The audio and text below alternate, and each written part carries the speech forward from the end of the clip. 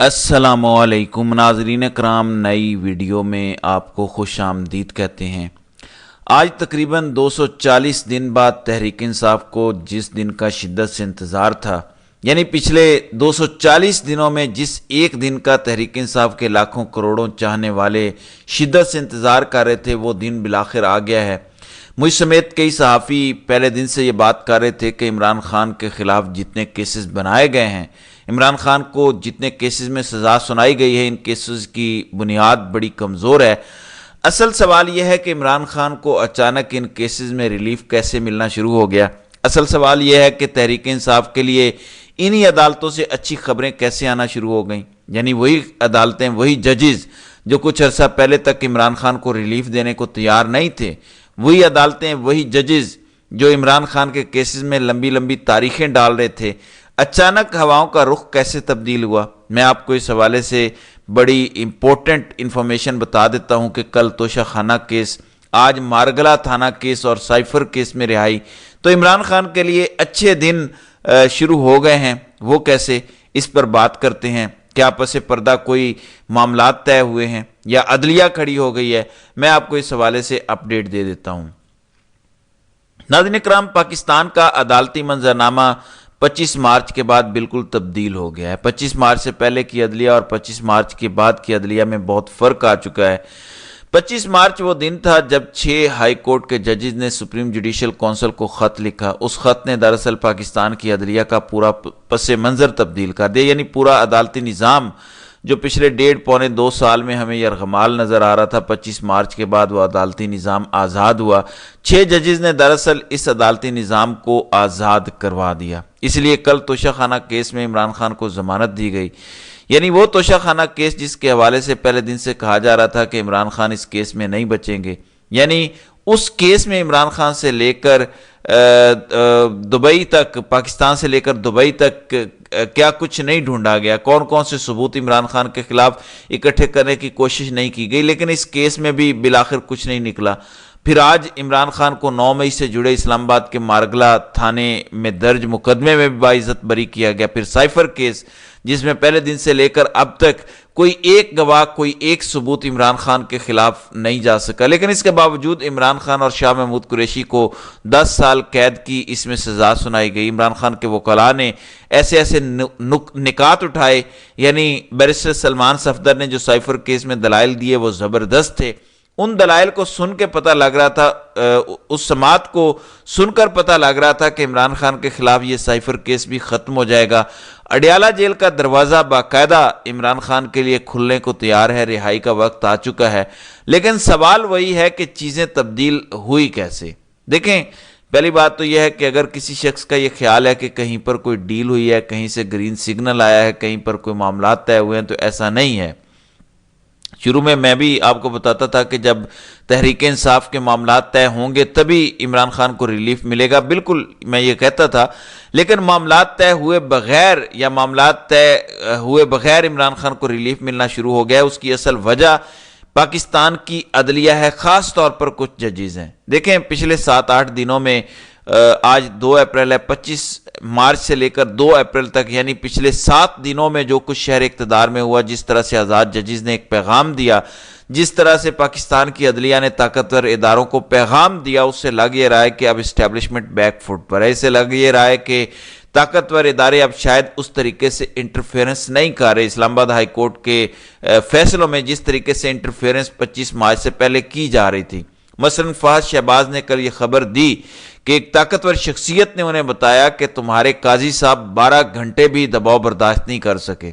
फहद शहबाज एक बड़े seasonal journalist हैं, बड़े अथेंटिक खबर उन्होंने दी कि एक ताकतवर शख्सियत कह रही है कि तुम्हारे काजी साहब तो 12 घंटे भी प्रेशर बर्दाश्त नहीं कर सके।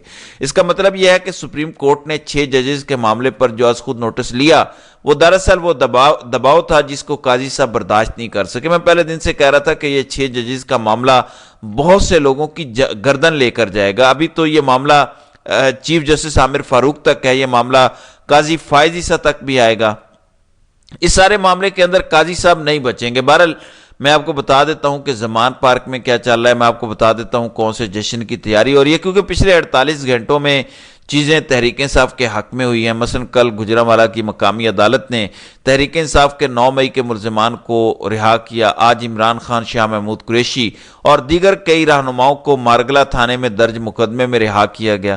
پھر کچھ دن پہلے راولپنڈی کے تمام تر ملزمان کو رہا کیا گیا۔ اسی طریقے کی خبریں لاہور ہائی کورٹ سے آ رہی ہیں۔ عائشہ بھٹہ، جن کو 9 مئی کے بعد گرفتار کیا گیا تھا، ان کو بھی کل ضمانت پر رہا کیا گیا۔ یعنی اوورآل تحریک انصاف کے لیے چیزیں بہتر ہونا شروع ہو گئی، اور میری نظر میں وہ جو پہلا قطرہ تھا بارش کا، وہ ان 6 ججز کا خط تھا سپریم جوڈیشل کونسل کو، جس خط نے باقی ججز کو ایک حوصلہ دیا، ایک امید دی کہ وہ بھی آزادانہ فیصلے کر سکتے ہیں۔ اسی طریقے سے کل توشہ خانہ کیس میں جس قسم کی سزا عمران خان کی معطل ہوئی، یعنی جس تیزی سے عمران خان کو توشہ خانہ کیس میں سزا دی گئی تھی، اتنی تیزی سے عمران خان کی سزا ختم بھی کی گئی۔ سائفر کیس تو ہر صورت عمران خان پہ ختم ہونا تھا۔ یعنی اب آپ اندازہ کیجئے کہ امریکہ، جس نے سائفر لکھا یہاں پر جنرل باجوہ کو، امریکہ کہتا ہے کہ سائفر کچھ نہیں ہے، سائفر کی کوئی حقیقت نہیں ہے۔ یہاں پر نیشنل سیکیورٹی میٹنگ میں باقاعدہ طور پر اس ٹائم کی نیشنل سیکیورٹی میٹنگ کا اعلامیہ ہے کہ سائفر ایک حقیقت ہے، اور امریکہ کو ڈی مارش بھیجا جائے گا، یعنی امریکہ کو کہا جائے گا کہ انہوں نے پاکستان کے اندرونی معاملات میں کس طرح سے مداخلت کی ہے۔ اور سب سے انٹرسٹنگ بات یہ ہے، پچھلے 1.5-2 سال سے پوری حکومت، میڈیا، ادارے پورا نیریٹو بناتے رہے کہ سائفر کچھ ہے ہی نہیں۔ اگر سائفر کچھ ہے ہی نہیں تو عمران خان کو سزا کس کیس میں ہوئی ہے؟ اگر سائفر کی کوئی حقیقت ہے ہی نہیں، یعنی سائفر کا کوئی وجود ہی نہیں ہے، تو پھر عمران خان اور شاہ محمود قریشی کو 10 سال سزا ایک خالی کاغذ کا ٹکڑا لہرانے پر کی گئی۔ یہ بلنڈر تھا، اور وہ بلنڈر آج اسلام آباد ہائی کورٹ نے اڑا دیا ہے۔ ناظرین کرام، امپورٹنٹ بات یہ ہے کہ شہر اقتدار میں یہ خبریں گردش کر رہی ہیں کہ اس ٹائم پاکستان کی عدلیہ نے ایک کلیئر میسج دیا ہے اسٹیبلشمنٹ کو کہ ہمیں اب کچھ آزادانہ فیصلے کرنے دیجئے، اب اس طریقے سے انٹرفیئرنس نہ کیجئے، اس طریقے سے دباؤ نہ ڈالیے۔ پچھلے 48 گھنٹوں میں اگر آپ ایکٹیویٹیز اٹھا کر دیکھ لیں، خواہ وہ سپریم کورٹ کا از خود نوٹس ہو، 6 ججز کا سپریم کورٹ میں جانا ہو، قاضی صاحب پر عدم اعتماد ہو، یا عمران خان کے کیسز میں ریلیف ملنا ہو، ہر طریقے سے تحریک انصاف کے لیے اچھی خبریں آئی ہیں۔ تحریک انصاف کے لوگ زمان پارک میں تیاریاں کر رہے ہیں، کیونکہ عمران خان کی رہائی کے حوالے سے بڑی امپورٹنٹ ڈیولپمنٹ ہونا شروع ہو گئی ہیں۔